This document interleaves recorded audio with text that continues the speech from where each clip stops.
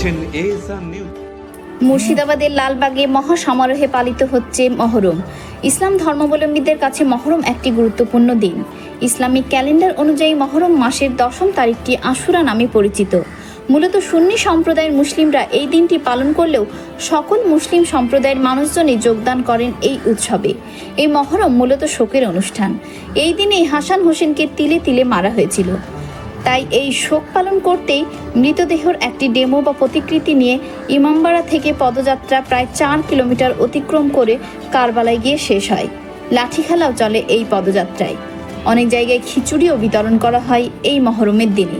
এই মহরম উৎসবে সকল হিন্দু সম্প্রদায়ও সাহায্যের হাত বাড়িয়ে দেয় সুষ্ঠুভাবে এই উৎসব পালন করতে, যা এক বিরল দৃষ্টান্ত।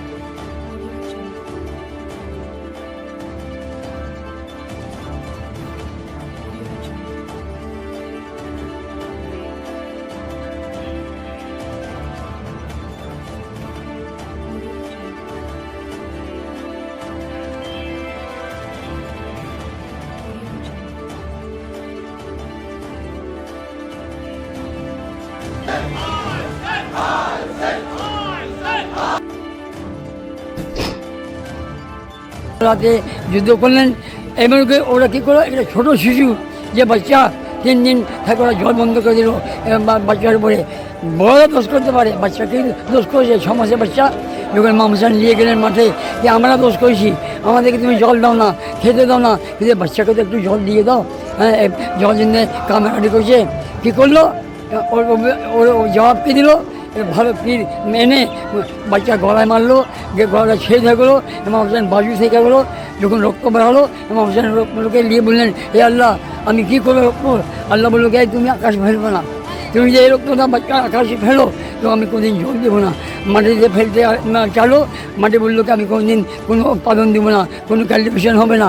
ইমাম হোসেন কী করলেন, সে রক্ত নিজের মুখে মাখলেন, আমাকে বললেন, কেঁদে, নানাজি, এই আমার প্রিয় নবী আমার সঙ্গে দেখেন কী করলো, এজিদের ফরজা এজিদ কী করলো, এই রক্তটা আমি দেখে রসুলের কাছে যাবো, যে বলবো দেখেন আমার সঙ্গে কী ব্যবহার করলো।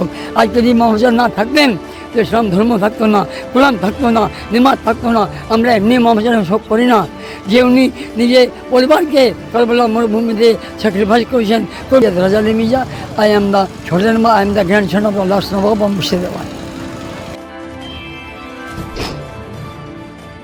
মহরম আমাদের মহরম আশুরা বলি আমরা। মহরমের চাঁদের 10 তারিখে জুলুসটা বের হয়। সবাই মহরমের আজকে দিন মহরম মনে করে, কিন্তু আমাদের জন্যই মহরম চাঁদ যখন থেকে ওঠে তখন থেকে শোকের। আমাদের এতে কোনো উৎসব নয়, আমরা শোক পালন করি।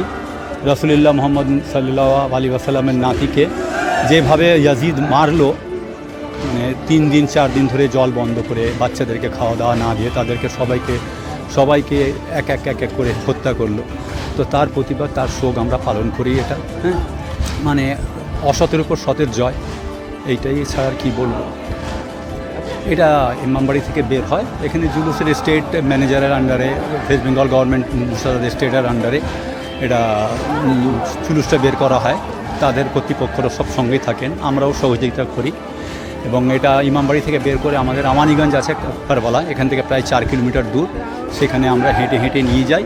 আর সেখানে জাস্ট আমরা ওই ইমাম হোসেনের এই মৃতদেহটা নিয়ে যাচ্ছি, তার একটা রিপ্লিকা, সেটা আমরা নিয়ে গিয়ে ওখানে সেটাকে শেষ করি। সেখান থেকে মাতম করে আবার আমরা ফেরত আসি। লোকগুলো মুর্শিদাবাদ ডিস্ট্রিক্ট প্রায় এখানে কোনো ধর্ম বিশেষ কেউ নাই।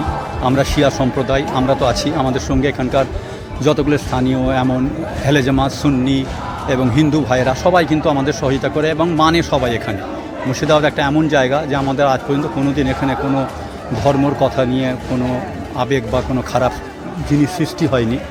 তো আমরা সবাইকে নিয়ে চলে, আর সবাই আমাদেরকে নিয়ে চলে। খুব ভালো পরিবেশ এখানকার, মানে বিশ্বে হয়তো কোনো জায়গায় এই পরিবেশ পাওয়া যাবে না। আমরা মুর্শিদাবাদবাসী।